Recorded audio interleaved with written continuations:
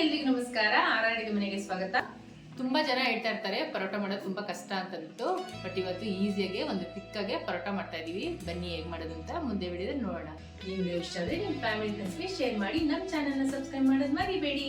ಬಾಂಡ್ಲಿ ತಗೊಂಡು ಒಂದು 2 ಪಾವ್ ಅಷ್ಟು ಗೋಧಿ ಹಿಟ್ಟು ಹಾಕೊಂತ ಇದ್ದೀನಿ. 1 ಪಾವು ಕಡಲೆ ಹಿಟ್ಟು ಹಾಕೊಂತ ಇದ್ದೀನಿ. ಇವಾಗ ಇದನ್ನೆಲ್ಲ ಘಮ ಬರೋರ್ಗು ಹುರ್ಕೊಳ್ಳೋಣ.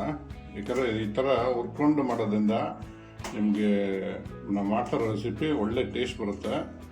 ಇದು ಅರೋಮ ಬಿಡುತ್ತಲ್ಲ ಹುರ್ಕೊಳ್ಳೋದ್ರಿಂದ ಅವಾಗ ತುಂಬ ಚೆನ್ನಾಗಿರುತ್ತೆ.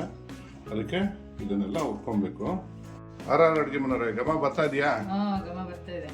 ಮತ್ತೆ ಇವಾಗ ನೋಡಿ ಘಮ ಬರೋರ್ಗು ಹುರ್ಕೊಂಡಾಗಿದೆ. ಇವಾಗ ಸ್ಟವ್ ಆಫ್ ಮಾಡ್ಕೊಬಿಡೋಣ. ನೋಡಿ ನಮ್ಮ ಹಿಟ್ಟೆಲ್ಲ ಹುರಿದಿರೋದೆಲ್ಲ ತಣ್ಣಗಾವಷ್ಟರಲ್ಲಿ ಒಂದು ಮಸಾಲೆ ರೆಡಿ ಮಾಡ್ಕೊಂಬಿಡೋಣ. ಒಂದು ಚಾಪರ್ ತೊಗೊಂಡು ಮೆಣಸಿನ್ಕಾಯಿ ಹಾಕೊತಾ ಇದ್ದೀನಿ. 4ರಿಂದ 5 ಬೆಳ್ಳುಳ್ಳಿ, 1 ಇಂಚಷ್ಟು ಶುಂಠಿ, ಒಂದು 2 ಮೀಡಿಯಮ್ ಸೈಜಷ್ಟು ಈರುಳ್ಳಿ ಹಾಕೊತಾ ಇದ್ದೀನಿ. ಒಂದು ಕೈ ಹಿಡಿಯಷ್ಟು ಕೊತ್ತಂಬರಿ. ಅಡುಗೆ ಮನೆಯವರೇ ಇದನ್ನ ತರ್ತರಿಯಾಗಿ ಮಾಡ್ಕೊಬಿಡೋಣ.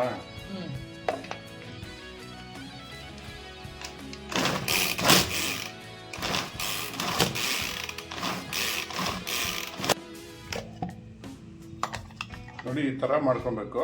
ನೀವು ಚಾಪರ್ ಇಲ್ಲ ಅಂತಂದರೆ ಕೈಯಲ್ಲಿ ಸಣ್ಣಗೆ ಕಟ್ ಮಾಡಿ ಹಾಕೊಬೋದು. ಹುರಿದಿಟ್ಕೊಂಡಿರೋ ಹಿಟ್ಟು ಇವಾಗ ತಣ್ಣಗಾಗಿದೆ.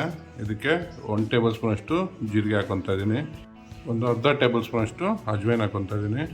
1 ಟೇಬಲ್ ಸ್ಪೂನ್ ಅಷ್ಟು ಚಿಲ್ಲಿ ಫ್ಲೇಕ್ಸ್ ಹಾಕೊತಾ ಇದ್ದೀನಿ. ಒಂದು 1/4 ಟೇಬಲ್ ಸ್ಪೂನ್ ಅಷ್ಟು ಅರಿಶಿನ ಹಾಕೊತಾ ಇದ್ದೀನಿ. 1 ಟೇಬಲ್ ಸ್ಪೂನ್ ಅಷ್ಟು ಧನಿಯಾ ಪೌಡರ್ ಹಾಕೊತಾ ಇದ್ದೀನಿ.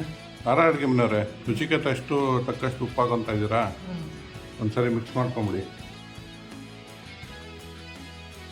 ಇವಾಗೆಲ್ಲ ಚೆನ್ನಾಗಿ ಮಿಕ್ಸ್ ಮಾಡ್ಕೊಂಡಿದ್ದಾರೆ ನಮ್ಮ ಅಡುಗೆ ಮನೆಯವರು. ಒಂದು 2 ಟೇಬಲ್ ಸ್ಪೂನ್ ಅಷ್ಟು ಎಣ್ಣೆ ಹಾಕೊತಾ ಇದ್ದೀನಿ. ಅಡುಗೆ ಮನೆಯವರೇ ಮಸಾಲೆ ರುಬ್ಕೊಂಡಿದ್ವಲ್ಲ ಹಾಕೊಂಬಿಡಿ ಎಲ್ಲ.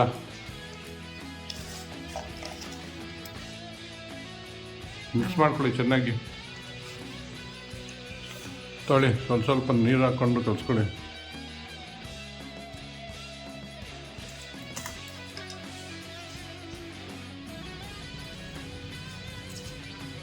ಜಾಸ್ತಿ ನೀರು ಹಾಕ್ಕೊಬಾರ್ದು, ಯಾಕಂದರೆ ಈರುಳ್ಳಿ ಹಾಕಿರ್ತೀವಲ್ಲ ಅದೇ ನೀರು ಬಿಟ್ಕೊಡುತ್ತೆ.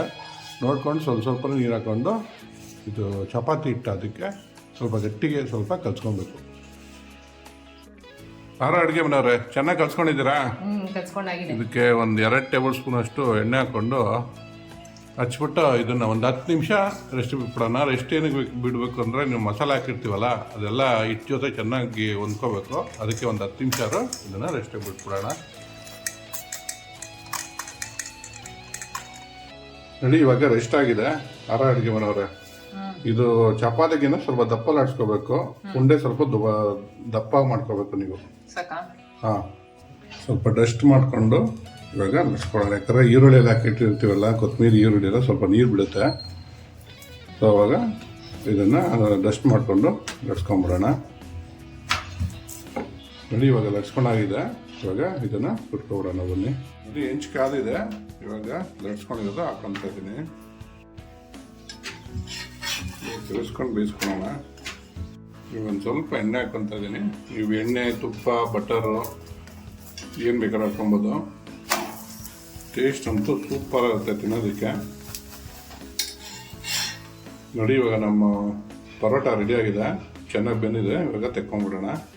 ಗದಂ ಪರೋಟ ರೆಡಿ ಆಗಿದೆ. ಟ್ರೈ ಮಾಡಿಬಿಟ್ಟು ಹೇಗಿತ್ತು ಅಂತ ಕಮೆಂಟ್ ಬಾಕ್ಸಲ್ಲಿ ತಿಳಿಸಿ. Thanks for watching our video.